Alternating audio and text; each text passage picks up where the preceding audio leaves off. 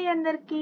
Previous session నుండి మనం XL గురించి తెలుసుకుంటున్నాం కదా. సెల్ రిఫరెన్సింగ్, కాలమ్స్ అంటే ఏంటి, రోస్ అండ్ సెల్స్ గురించి తెలుసుకున్నాం కదండి. ఈ రోజు సెషన్లో మనం ఫార్ములాస్ ఎలా యూజ్ చేయాలి ఎక్సెల్లో మనకి అనేది చూసేద్దాము.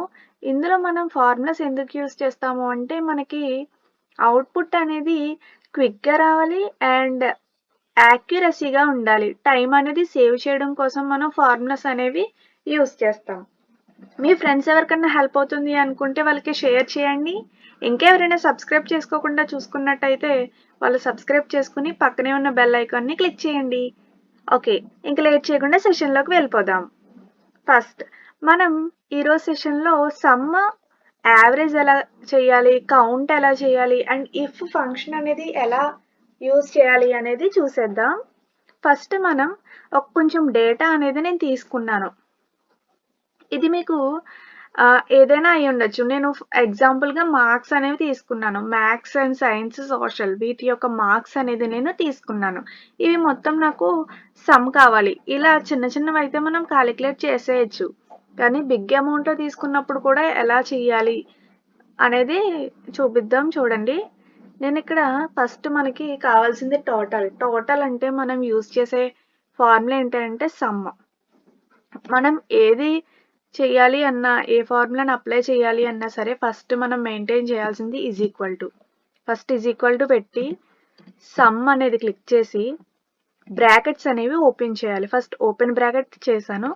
నెక్స్ట్ మనం ఏ సెల్స్ అయితే సమ్ చేయాలి అనుకుంటున్నామో ఆ సెల్స్ని సెలెక్ట్ చేసుకోవాలి, అంటే డ్రాగ్ చేయాలి. ఇక్కడ నేను 3 సెల్స్ అనేవి డ్రాగ్ చేశాను. నెక్స్ట్ క్లోజ్ బ్రాకెట్ పెట్టేసి ఎంటర్ క్లిక్ చేయడమే.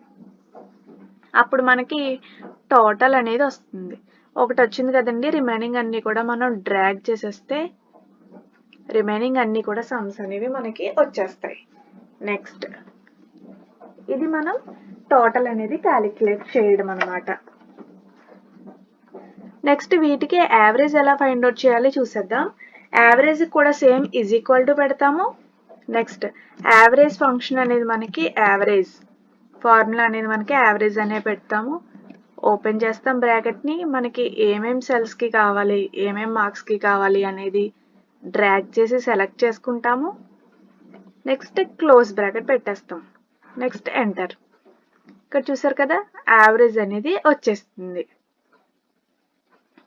నెక్స్ట్ వీటిని మనం డ్రాగ్ చేస్తాం. ఇక్కడ మనకి యావరేజ్ అనేది వచ్చేస్తుంది. ఇలా మనం సమ్ టోటల్ చేయాలి అన్నా, యావరేజ్ చేయాలి అన్నా ఇలా మనం చేస్తాము. నెక్స్ట్ కౌంట్ ఫంక్షన్ చూద్దాం. చూడండి, కౌంట్ అనేది ఎలా చేయాలి అనేది చూద్దాం. ఇక్కడ నేను సింపుల్గా 5 తీసుకున్నాను కాబట్టి ఈజీగా వచ్చేస్తుంది. ఎక్కువ తీసుకున్నప్పుడు, ఎక్కువ స్టూడెంట్స్ తీసుకున్నప్పుడు మనకి క్యాలిక్యులేట్ చేయడం కానీ ఇబ్బందిగా ఉంటుంది కదండి. టైం అనేది ఎక్కువ పట్టేస్తుంది. అలాంటి టైంలో ఈ ఫార్ములాస్ అనేవి చాలా బాగా హెల్ప్ అవుతాయి. కౌంట్ కూడా సేమ్ ఈజ్ ఈక్వల్ టు పెట్టి కౌంట్ అనేది ఎంటర్ చేసి ఓపెన్ బ్రాకెట్, ఎక్కడి నుంచి ఎక్కడి వరకు కౌంట్ చేయాలో మనకి డ్రాగ్ చేస్తాము. నెక్స్ట్ క్లోజ్ చేసేస్తాం. ఇలా డ్రాగ్ చేయకపోయినా సరే మనం సెల్ అనేది ఎక్కడ ఈ సెల్ ఏంటి, ఈ 4 సెల్ నుంచి E4 అని పెట్టుకుంటాము, కాలన్ పెట్టుకుంటాము. ఈ 8 వరకు కావాలి మనకి. కాబట్టి ఈ 8 అనేది ఎంటర్ చేసినా పర్వాలేదు, మనకి ఆన్సర్ అనేది వస్తుంది, అవుట్పుట్ అనేది వస్తుంది. లేదు అంటే డ్రాగ్ చేసినా పర్వాలేదు. ఎంటర్ చేసిన తర్వాత మనం ఎంటర్ క్లిక్ చేస్తాం. ఇక్కడ 5 అనేది వచ్చేసింది. చూడండి, మనకి ఇక్కడ 5 ఉన్నాయి కాబట్టి 5 అనే నెంబర్ అనేది ఇక్కడ మనకి చూపించేసింది. నెక్స్ట్ ఇది మనకి కౌంట్కున్న ఫార్ములా. కౌంట్ ఫంక్షన్ అనేది మనం అలా యూజ్ చేస్తాం. నెక్స్ట్ పాస్ అయ్యారా, ఫెయిల్ అయ్యారా స్టూడెంట్ అనేది, ఇలాంటివి మనకి వచ్చినప్పుడు ప్రతి ఒక్కరిది చూసుకుని అబోవ్ 40 వచ్చింది పాస్, లేకపోతే బిలో 40 వచ్చింది వీళ్ళ ఫెయిల్, ఇలా ప్రతిదానికి ఎంటర్ చేయాలి అంటే మనకి కొంచెం కష్టమైన పనే. అలాంటి టైంలో మనం యూజ్ చేసే ఫంక్షన్ ఏంటి అంటే ఇఫ్ ఫంక్షన్ యూజ్ చేసి మనం సింపుల్గా పాస్ ఆర్ క్యాలిక్యులేషన్ అనేది ఈజీ అవుతుంది అనమాట. పాస్ అయ్యారా, లేకపోతే ఫెయిల్ అయ్యారా, లేకపోతే డిఫరెంట్ ఫంక్షన్స్కి కూడా మనం ఇది యూజ్ చేసుకోవచ్చు. అయితే ఇప్పుడు అది ఎలా యూజ్ చేస్తారో చూపిస్తాను, చూడండి. నెక్స్ట్ ఇక్కడ నేను ఎంటర్ చేస్తున్నాను చూడండి. ఈజ్ ఈక్వల్ టు పెడతాను.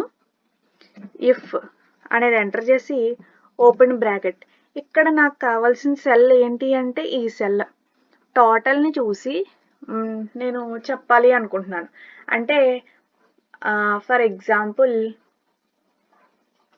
ఎంతకి మనకి 300కి కదండి, 300 కాబట్టి నేను అన్నీ కూడా హైయెస్ట్ మార్క్స్ ఇచ్చేసాను కాబట్టి అందరూ కూడా 200 అబోనే వచ్చేసారు. సో నేను ఏమిద్దాం అనుకుంటున్నానంటే 250 బిలో 250 ఉన్న వాళ్ళందరూ ఫెయిల్, అబోవ్ 250 అయితే పాస్ అని చెప్పి ఇవ్వాలి అనుకుంటున్నాను. అప్పుడు ఏం చేయాలి అంటే ఇఫ్ అనేది పెట్టాము, ఇక్కడ సెల్ H4 అనేది ఎంటర్ చేస్తాం. ఈ H4 అనేది నాకు గ్రేటర్ దెన్ 250 అనుకోండి, అప్పుడు కామా పెట్టుకోవాలి, పాస్ అని ఇవ్వాలి. ఇక్కడ ఈ open brackets, close brackets and ఆల్సీ quotations కూడా మనకి చాలా ఇంపార్టెంట్ అనమాట, పెట్టాలి. అయిపోయిన తర్వాత కంపల్సరీ మనం కామా పెట్టి మళ్ళీ ఫెయిల్ అని రాసినప్పుడు మనం కొటేషన్స్ అనేవి పెట్టుకుంటాం. నెక్స్ట్ అంతా అయిపోతే బ్రాకెట్ అనేది క్లోజ్ చేసి ఎంటర్ క్లిక్ చేస్తాం. ఇక్కడ చూసారు కదా, మనం ఏమిచ్చాం ఫార్ములాలో 250 అబోవ్ వస్తే పాస్ రావాలి, 250 బిలో వస్తే ఫెయిల్ రావాలనే కదా ఇస్తా. సేమ్ అదే అప్లికబుల్ అయ్యింది చూడండి. ఇక్కడ 212 అనేది మనకి బిలో 250 కాబట్టి ఫెయిల్ అని వచ్చేసింది. ఇలా మనం ఫంక్షన్స్ని ఇచ్చుకోవచ్చు. డ్రాగ్ చేసిస్తే రిమైనింగ్ అన్నీ కూడా మనకు వచ్చేస్తాయి. చూసారు కదా, ఇలా మనం ఇఫ్ ఫంక్షన్ అనేది యూజ్ చేస్తాం. గ్రేటర్ దాన్ ఉంటే ఒకలా రావాలి, లెస్ దాన్ ఉంటే ఒకలా రావాలి. ఇలానే మనం ప్రతిదీ కూడా చేసుకుంటాం. ఇలా మనం టోటల్ క్యాలిక్యులేట్ చేయడం, యావరేజ్ క్యాలిక్యులేట్ చేయడం అండ్ ఇఫ్ ఫంక్షన్ ఎలా యూజ్ చేయాలి చెప్పాను. ఇంకా కౌంట్ కూడా తెలుసుకున్నాం కదండి. రిమైనింగ్ నెక్స్ట్ సెషన్లో రిమైనింగ్ టాపిక్స్ అనేవి చూద్దాం. Okay, thank you for watching. Subscribe.